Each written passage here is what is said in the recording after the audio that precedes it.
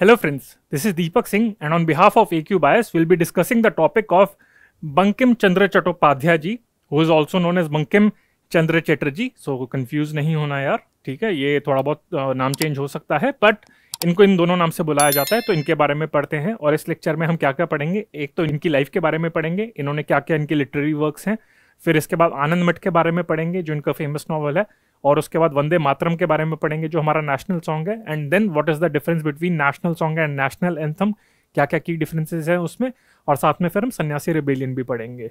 तो एक्चुअली इनका भी रिसेंटली बर्थडे ऑब्जर्व करा गया था, प्रधानमंत्री मोदी जी ने ट्वीट भी करा था। तो इस बैकग्राउंड में हम बंकिम चंद्र चटर्जी के बारे में पढ़ेंगे, ठीक है। तो आपकी करंट अफेयर्स के साथ साथ हम आपकी हिस्ट्री भी कवर करा देंगे।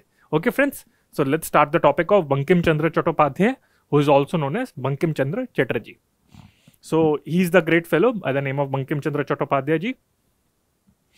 So इनका बर्थडे था एंड प्रधानमंत्री मोदी जी ने अभी इनको बर्थडे पे ट्वीट करा था इनके बारे में। सो इनके बारे में पढ़ते हैं। As I said, Bankim Chandra Chatterjee और also known as Bankim Chandra Chattopadhyay.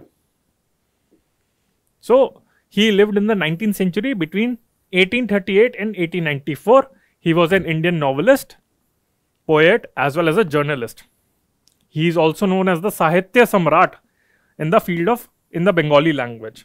तो कभी आपसे पूछ सकते हैं कि रविंद्रनाथ टैगोर को या फिर उनको तो गुरुदेव का टाइटल दिया जाता है, पर साहित्य सम्राट इन बंगाली लैंग्वेज तो ये बंकिम चंद्र चटर्जी या बंकिम चंद्र चट्टोपाध्याय जी को कहा जाता है। He wrote 14 novels. इनफैक्ट जो पहला बंगाली में जो मेजर नॉवल लिखा गया था वो इन्होंने लिखा था, टैगोर जी ने नहीं लिखा था, टैगोर इनके बाद आए थे, ठीक है। तो ये 14 नॉवेल्स लिखे थे and apart from that various satirical article as well as scientific and critical treaties in Bengali. तो ये सब इन्होंने लिखी थी, पर मेजर इनका जो वर्क है 14 नॉवेल्स। तो जो क्या क्या 14 नॉवेल्स थे उसमें से कौन कौन से मेजर है उनके बारे में हम पढ़ेंगे। सो इन्हें साहित्य सम्राट का टाइटल तो दिया ही जाता था, साहित्य सम्राट इनको तो कहा ही जाता है। Apart from that the British government at that time, जो ब्रिटिश इंडिया में, तो इनको राय बहादुर का भी टाइटल दिया गया था इन 1891। सो बिफोर हिज डेथ इनको ये टाइटल भी गया था राय बहादुर का। And one of his brother, अगर इनकी फैमिली में बात करें तो इनके जो एक भाई थे Sanjeev Chandra Chattopadhyay, so he was also novelist and he is known for his book Palamau. So they can try to confuse you कि पलमाऊ किसने लिखा था, हमको लगेगा शायद बंकिम चंद्र चटर्जी ने लिखा था, बट द करेक्ट आंसर है संजीव चंद्र चटर्जी और संदीप चंद्र चट्टोपाध्याय। तो ये हो गया। अब इनके लिटरेरी करियर के बारे में बात करते हैं कि इनके क्या क्या मेजर इनके आर्टिकल्स रहे हैं, क्या क्या मेजर इनकी नॉवेल्स रही हैं, उसके बारे में पढ़ लेते हैं। सो हिज अर्लीस्ट पब्लिकेशंस वर इन ईश्वर चंद्र गुप्तास वीकली न्यूज़पेपर संबद्ध प्रभाकर। सो ईश्वर चंद्र गुप्ता करके थे, तो उनका एक वीकली न्यूज़पेपर आता था, तो उसमें इनके जो स्टार्टिंग के जो आर्टिकल्स है वो इसमें पब्लिश होते थे। सो अगेन जो संबद्ध प्रभाकर है वो इन्होंने स्टार्ट नहीं करा था, ईश्वर चंद्र गुप्ता जी ने स्टार्ट करा था। जो वीकली न्यूज़पेपर था उसमें इनके स्टार्टिंग के आर्टिकल्स थे, क्योंकि वो यहाँ पे आपसे यूपीएससी कंफ्यूज कर सकती है, आपको वो पूछ सकते हैं कि ये बंकिम चंद्र चटर्जी ने स्टार्ट करा था या फिर ईश्वर चंद्र जी ने स्टार्ट करा था। तो ईश्वर चंद्र गुप्ता उन्होंने स्टार्ट करा था संबद्ध प्रभाकर। अब हम बात करते हैं दुर्गेश नंदिनी।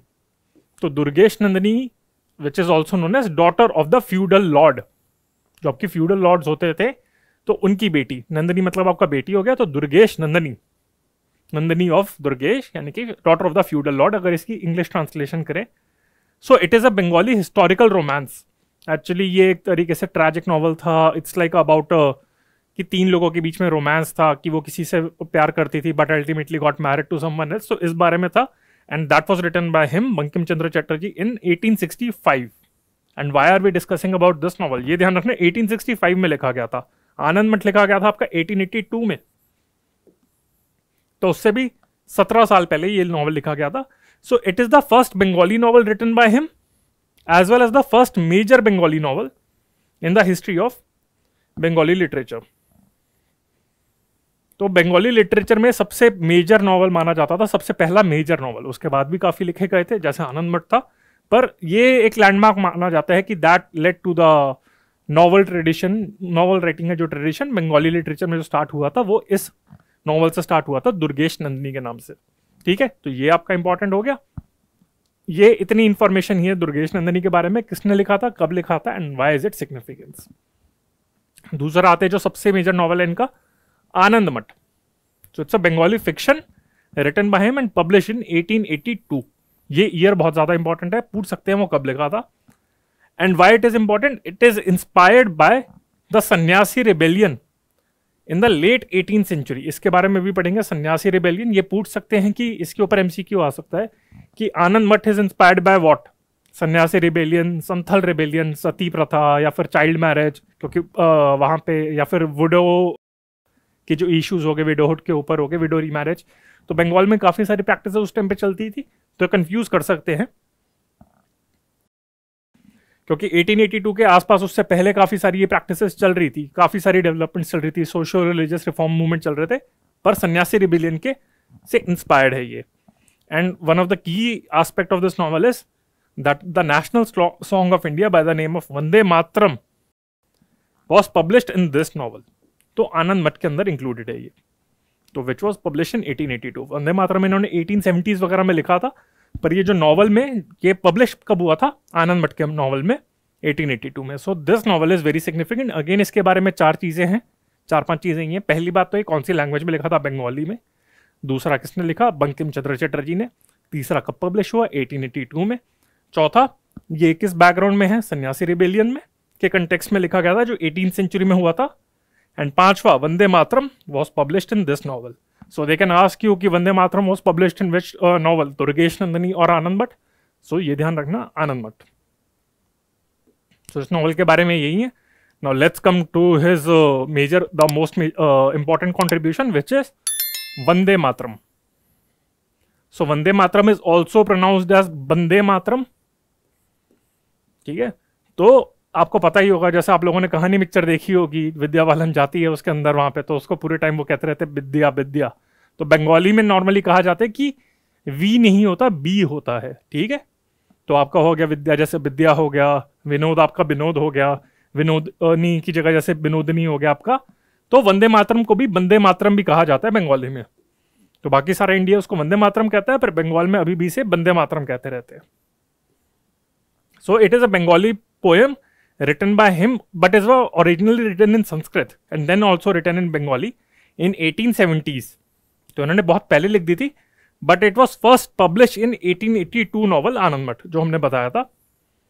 और ये वंदे मातरम का मतलब क्या है, I praise to the Motherland.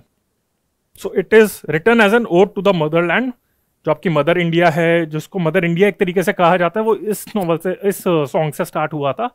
और it is rode to the Bengali motherland और द इंडियन मदरलैंड। तो इसके जो पहले दो स्टैंडाज हैं उसमें तो कोई रिलीजियस कोनोटेशन नहीं है, पर जो बाकी के जो स्टैंडाज हैं उसमें वहां पे दुर्गा माता के बारे में भी लिखा जाता है। पर हम पहले दो स्टैंडाज ही अडॉप्ट करते हैं, जो गवर्नमेंट ऑफ इंडिया ने अडॉप्ट करे थे एज अ नेशनल सॉन्ग। तो उसमें कोई रिलीजियस एलिमेंट नहीं है, बाकी जो पूरे सॉन्ग में उसमें रिलीजियस एलिमेंट है। सो दिस, ये तो इसका हो गया कि 1882 में पब्लिश हुआ था आनंद मठ के नॉवल में। बट अगर हिस्टोरिकल कंटेक्स्ट देखें, पॉलिटिकल कंटेक्स्ट में पहली बार किसने इसको गाया था, again the key point here is political context. So in the political context it was, मतलब the poem was composed into song by Rabindranath Tagore. ये भी इंपॉर्टेंट है कि although it was written by Bankim Chandra Chatterjee, but it was composed into song. तो poem लिखी थी, पर उसकी पूरी ट्यून, धुन और उसको सॉन्ग में कैसे, एक गाने की तरीके से उसको कैसे गाना चाहिए, तो वो रविंद्रनाथ टैगोर ने इसको एक सॉन्ग फॉर्म में कंपोज करा था। And it was first sung in a political context by him, Rabindranath Tagore, in the 1896 session of Indian National Congress which was held at Calcutta. इस सेशन के बारे में भी पढ़ेंगे। तो 1896 आपका जो है हिस्ट्री में आपसे पूछा जा सकता है कि ये कब गाया गया था, what is the significance of the 1896 session. पूछ सकते हैं कि जनगण मन गाया गया था, या फिर वंदे मातरम गाया गया था, या फिर कुछ और सेशन के बारे में पूछ सकते हैं। तो कैलकाटा में जो सेशन हुआ था 1896 का, जो आईएनसी का कांग्रेस, इंडियन नेशनल कांग्रेस का जो सेशन था, तो पॉलिटिकल कंटेक्स्ट में पहली बार वंदे मातरम यहां पे गाया गया था। तो 1870s में लिखा गया था,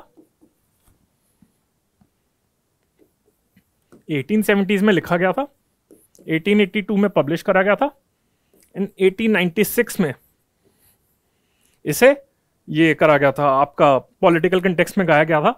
फिर 1937 में एक रेजोल्यूशन की फॉर्म में इसको कहा गया था कि जो इंडियन नेशनल कांग्रेस ने अडॉप्ट करा था कि ये हमारा नेशनल सॉन्ग होगा। एंड आपका 1950 में इसको नेशनल सॉन्ग अडॉप्ट करा गया था by the constituent Assembly of India. तो ये इसके की ईयर्स हैं, 1870s, 1882, 1896, 1937, 1950। तो बाकी ईयर्स के बारे में भी हम आते हैं। तो ये वंदे मातरम के बारे में की पॉइंट्स है। And as I said that the first 2 verses of the song, तो वंदे मातरम एक्चुअली बहुत बड़ा सॉन्ग है या फिर बहुत बड़ी पोएम है, पर जो तो पहले 2 स्टैंजाज हैं इसके, उसको as a national song of India adopt करा गया था कांग्रेस वर्किंग कमेटी ने 1937 में। कांग्रेस ही जो मेजर पार्टी थी, तो उसने अडॉप्ट करा गया था 1937 में। एंड 1950 में आपका कॉन्स्टिट्यूएंट असेंबली ने इसे अडॉप्ट कर लिया गया था, और 24 जनवरी 1950 को Constituent Assembly of India adopted Vande Mataram as the national song which is distinct from the national anthem of India, Jana Gana Mana.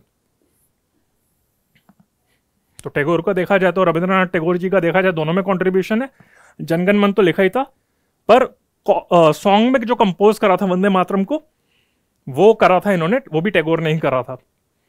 तो अगेन 1937 में कांग्रेस वर्किंग कमेटी ने इसको अडॉप्ट करा गया था कि इसे national song of India adopt करा जाएगा। 1950 में ये फाइनली फ्रक्टिफाई हो गया था, इसको अडॉप्ट कर लिया गया था। तो एज वी कैन सी, तो नेशनल सॉन्ग ऑफ इंडिया है the first 2 stanzas of Vande Mataram, and जो आपका नेशनल एंथम है वो आपका जनगण मन है। But it the key point to remember is that the Constitution of India does not mention any national song. Adopt तो कर दिया गया था, बट कॉन्स्टिट्यूशन ऑफ इंडिया में कहीं पे रेफर नहीं है।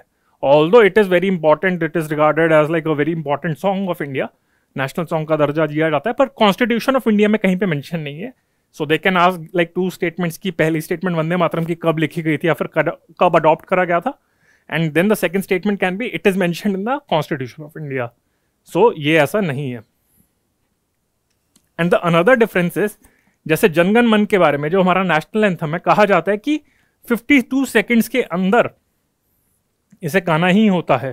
So that is the time limit of singing it, but there is no time limit और specification for rendition of this song. तो वंदे मातरम को कितनी देर भी गाया जा सकता है, उसे फास्ट भी गाया जा सकता है, स्लो भी गाया जा सकता है, पर जनगण मन के लिए 52 सेकेंड्स की टाइम लिमिट है। सो ये आपका इंपॉर्टेंट पॉइंट है नेशनल सॉन्ग के बारे में। और अगर इसकी ट्रांसलेशन की बात करें तो इसे इंग्लिश में भी ट्रांसलेट करा गया और हिंदी में, उर्दू में भी। तो नॉर्मली काफी बार कंट्रोवर्सी हो जाती है मुस्लिम्स के अगेंस्ट कि भाई वंदे मातरम है, कुछ मुस्लिम्स एक्सट्रीम हार्ड लाइन वो कहते हैं कि हम वंदे मातरम नहीं गाएंगे क्योंकि उसमें दुर्गा माता का रेफरेंस है बाकी के सॉन्ग में, पर जो पहले 2 स्टैंजास हैं उसमें दुर्गा माता के बारे में कोई रेफरेंस नहीं है। तो आरिफ मोहम्मद खान ही ट्रांसलेटेड वंदे मातरम इन उर्दू। काफी लोगों को पता नहीं होगा, पर यहाँ पे AQ बायस पे हम आपको बताते हैं कि उर्दू में ट्रांसलेट करा था आरिफ मोहम्मद खान ने। इंग्लिश में इसको ट्रांसलेट करा था औरबिंदो घोष ने इन 1909, विच वॉज अपीयर्ड इन कर्मयोगिन। तो इंग्लिश में ट्रांसलेट करा था औरबिंदो घोष ने, पॉलिटिकल कंटेक्स्ट में जो गाया था वो रविंद्रनाथ टैगोर ने गाया था। बट इसकी जो पहली इंग्लिश की ट्रांसलेशन थी वो करी गई थी नरेश चंद्र सेन गुप्ता। तो उन्होंने आनंद मठ को पूरा ही इंग्लिश में ट्रांसलेट करा था, including the poem Vande Mataram. तो जो 1906 में पब्लिश करा गया था, द एबे ऑफ ब्लिस। तो abbey of bliss is the translation of Anand Math, the English translation. And उसमें जब बुक को पूरा ट्रांसलेट करा तो वंदे मातरम को भी इंग्लिश में ट्रांसलेट कर दिया। तो ये नरेश चंद्र सेन गुप्ता ने ट्रांसलेट करा था पहली बार 1906 में, उसके बाद औरबिंदो घोष ने करा था। तो ये ध्यान रखना कि Aurobindo Ghosh was not the first person और the first freedom fighter to translate into English, Naresh Chandra Sen Gupta ने करा था। And as I mentioned that I mentioned about the 1896 session. Why I mentioned it? Because I said that it was first, Vande Mataram was first sung in a political context by Rabindranath Tagore at the 1896 session of the Indian National Congress. तो इसके बारे में कुछ facts पढ़ लेते हैं। इसकी की डेवलपमेंट यही थी, इसके जो इंपॉर्टेंट पॉइंट है कि यही है कि वंदे मातरम को पॉलिटिकल कंटेक्स्ट में पहली बार गाया गया था। तो पहला तो ये कि 12 सेशन में गाया गया था। दूसरा है ये सेशन कहाँ पे हुआ था, ये 12 सेशन था इंडियन नेशनल कांग्रेस का। सेकेंड पॉइंट कैलकाटा में हुआ था। थर्ड दिसंबर 2831 को हुआ था। नॉर्मली दिसंबर में ही होते थे कांग्रेस के सेशन। एंड इसका जो प्रेसिडेंट था, this session was presided by Rahmat Ullah Sayani. So this session of the Congress was presided by Rahmat Ullah सयानी। ये आपके इंपॉर्टेंट है। And I also mentioned about the Sannyasi rebellion which happened in the late 18th century. So exactly ये कब हुआ था? 1760 से लेकर 1800 के बीच में काफी सारे रेबेल्स, काफी बार ये इवेंट्स हुई थी, काफी बार अटैक हुआ था, कन्फ्रंटेशन हुई थी between the sannyasis and the East India Company. So उसे सन्यासी रेबेलियन कहते हैं. Again it's not like a one time event, काफी बार इनके बीच में कॉन्फ्रंटेशन हुई थी, तो उसे सन्यासी रेबेलियन कहते हैं. So these were the activities of sannyasis, that is Hindus in Bengal against East India Company administration. It took place around Murshidabad and Baikunthpur forest of Jalpaiguri. यहां पे मेनली हुआ था बंगाल में. And some refer to it as an early war of India's independence, although it is debatable.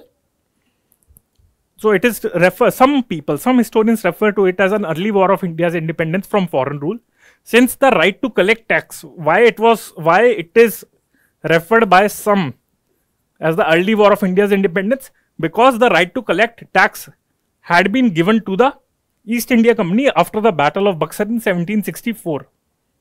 तो हम ये देखते हैं कि 1764 में बैटल ऑफ बक्सर में ईस्ट इंडिया कंपनी को राइट टू कलेक्ट टैक्स मिल गया था. और इस बैकग्राउंड में तो ये कहा जाता है कि जब ऑलरेडी उनको टैक्स कलेक्ट करने का राइट मिल गया था, तो यानी कि ये पहली वॉर ऑफ इंडिपेंडेंस मानी जाती है Sannyasi rebellion. Okay friends, so with this we have covered like various dimensions. सो ये हमारा टॉपिक था बंकिम चंद्र चटर्जी के बारे में. I hope you like this lecture. If you liked it, then please press the like button, share it, and subscribe to the channel of AQ Bias. And before ending the lecture, I just want to make an important announcement that we are launching our fresh batch of General Studies on 7th of July. So kindly enroll into this. Okay friends, this is Deepak Singh on behalf of AQ Bias. Bye.